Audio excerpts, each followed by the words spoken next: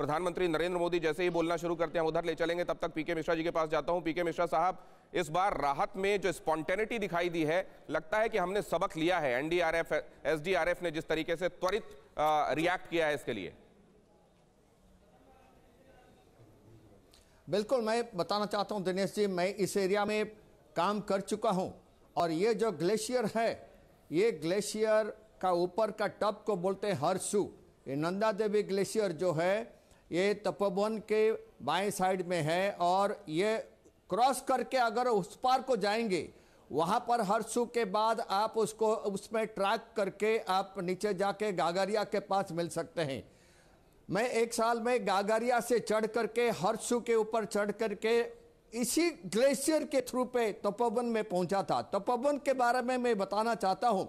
तपोवन एक जगह है जहां पर जो कि जसीमठ से 15 किलोमीटर 20 किलोमीटर दूरी पर है और छोटा सा एरिया है जो जहां की थोड़ा सा समतल जमीन है, लेकिन उसका बाएं साइड में जो ग्लेशियर का जगह है, जब जो स्टीप ग्लेशियर आता है, वहां से उनको फैलने के लिए पहला पड़ाव मिलता है तपोवन। ये जगह जो है, यहां पर जो ऋषि गंगा प्रोजेक्ट हुआ धौली गंगा के ऊपर, I am the person to give any comments, लेकिन मैं इस एरिया में ऑपरेट कर चुका हूं और पैदल जा चुका हूं इस एरिया में। मैं ये बताना चाहता हूं कि ये जगह सिक्योरिटी वाइज सेफ नहीं है, प्राकृतिक वातावरण के साथ ये नहीं ले सकता है और इसको हमको बहुत सोच समझ करके ये ऋषि गंगा प्रोजेक्ट को बनाना चाहिए था। पहले सिक्योरिटी एस्पेक्ट को देखना चाहिए था।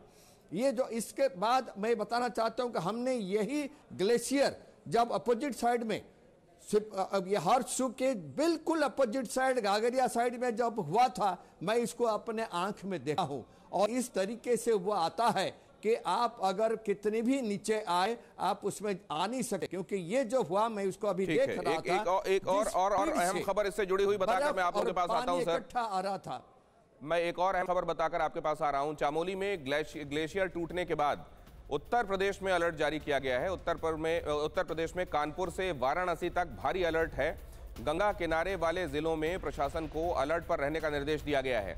सीएम योगी ने नदी के जल स्तर पर निगाह बनाए रखने के निर्देश दिए हैं, लेकिन अभी तक वहां पर यह कहा जा रहा है कि कोई सब्सटेंटिव राइज नोटिस नहीं किया गया है। मनीष के पास एक बार फिर चलें। मनीष, किन किन जगहों पर और जलस्तर को लेकर क्या नोटिस किया गया है? उत्तर प्रदेश से भी खबर आ रही है आपके पास?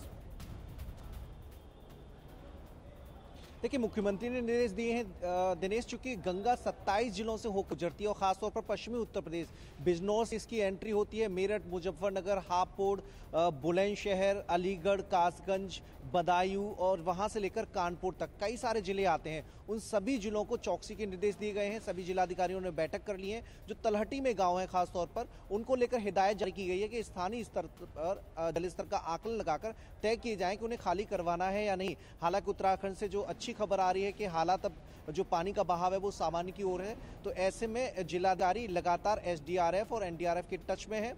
चूंकि अभी पूर्वांचल तक आने में जो जलस्तर का आकलन है बहुत समय लगेगा। ऐसे में खासतौर पर जो निगाह रखी जा रही है वो पश्चिमी उत्तर प्रदेश के जिलों में रखी जा रही है और बिजनौर वो खासा अहम है। वहां पर प्रशासन ने फौरी तौर पर जो तलहटी के गांव हैं वहां पर मुनादी करा दी है। पुलिस भी अपने स्तर से एकदम अलर्ट मोड में है। तो पूरी कोशिश की जा रही है कि उत्तराखंड में जो आपदा है उसका असर उत्तर प्रदेश में देखने को न मिले, उसके लिए एकदम प्रशासन चाक चौबंद रहे। खुद मुख्यमंत्री योगी आदित्यनाथ ने हालात का जायजा लिया था। अगर यूपी से कोई सहायता उत्तराखंड भेजी जाती है उसको लेकर भी अधिकारियों को कहा था कि सिंचाई विभाग के संपर्क में रहें, लगातार टच में रहें। कंट्रोल रूम जो कि दिनेश राहत आयुक्त कार्यालय से संचालित हो रहा है वो लगातार हर जिलाधिकारी के संपर्क में है। कई सारे प्रोजेक्ट चल रहे हैं गंगा के किनारे। हालांकि अभी ऐसी कोई जानकारी प्रशासन की ओर से नहीं दी गई है कि उन्हें बंद किया गया है, लेकिन चौकसी बरतने के निर्देश किए गए हैं और साथ ही उन्हें कंट्रोल रूम और संबंधित जिला कार्यालय से टच में रहने को कहा गया है ताकि किसी भी आपदा की स्थिति में कोई अनहोनी न हो। उसके लिए पहले से लोग तैयार रहें और पहले से कदम उठाए जा सके, उसका खासा ख्याल रखा जा रहा है। दिनेश, परवाह देश की, सोमवार से शुक्रवार रात 10 बजे TV9 भारतवर्ष पर।